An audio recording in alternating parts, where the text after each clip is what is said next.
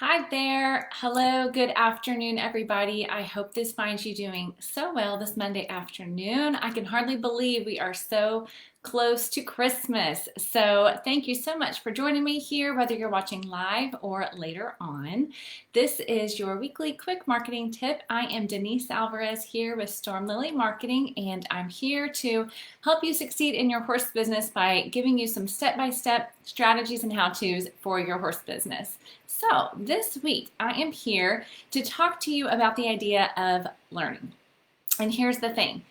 Just like when you are having, for example, a lesson-based horse business, or even if you are a horse trainer, you expect the people that you work with to get an idea of what they're doing. So for example, if you've got a lesson-based program, you're probably teaching your students some horsemanship things along the way.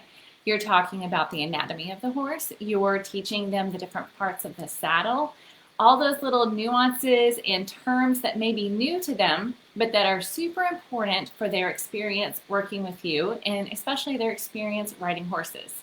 And if you're a trainer, then you're probably doing something similar. You may not be working with the people one-on-one as much, but I guarantee that as you're checking in with your clients, then you're teaching them along the way and expecting them to have some idea of the things that you're saying about their horse. Well, friends, the same is true when it comes to marketing your horse business.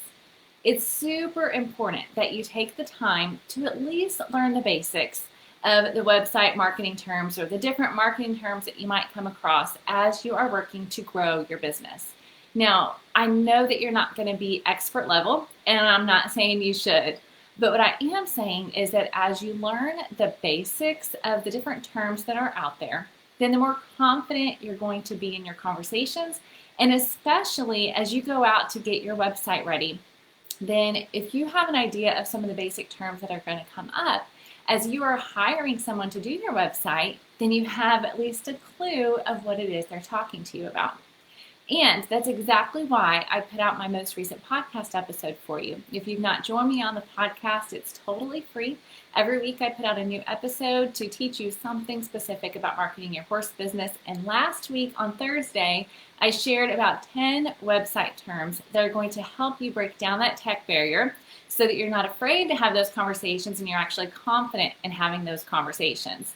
So if you haven't yet listened, I'm sharing the top 10 tech terms. Now, of course, there are more, but these are the basic ones that if you just have a clue of what they mean, you do not have to be able to turn around and explain them to somebody else, but just have an idea of what you're talking about. Then when you start to hire someone or you start to have the conversations to hire someone to do your website, or maybe you're managing your website yourself. I know there are lots of DIYers out there.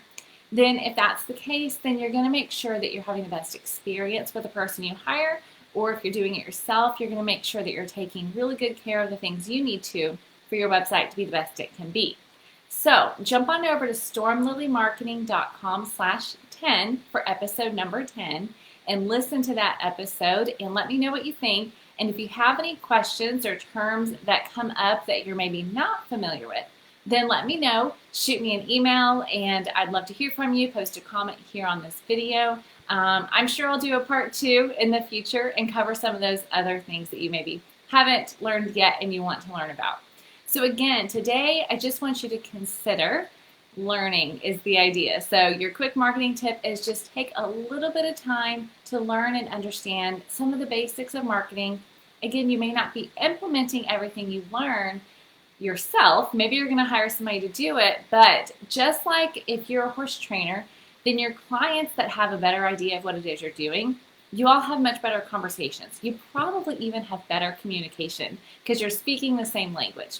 So it's the same thing. If you can attempt to speak the same language as the website marketing person that you're working with, whether it's a designer, developer, copywriter, whatever it might be, if you can have the same language, then you're going to have a much better experience, and you're also going to have a much better website to show for it. Okay, friends, it's a super quick tip for you today. I hope it's helpful. As you listen, jump into the comments. Let me know where you're here from. Share a little bit more about your business. I love to jump in and listen. And if you haven't joined my free Facebook group, I'd love to have you in there where we talk about all things marketing. It's How to Market Your Horse Business Community, because the podcast is How to Market Your Horse Business. So I will throw that link as well as the link to listen to the podcast into the comments here.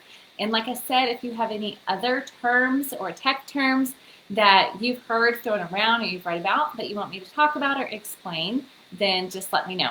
I would love to hear from you. So thank you so much for joining me here today. I'm so excited to be on this journey with you as a horse business owner, and I'm super excited for 2021 and all that's in store. So have a wonderful afternoon, a wonderful week, and I will see you here next Monday.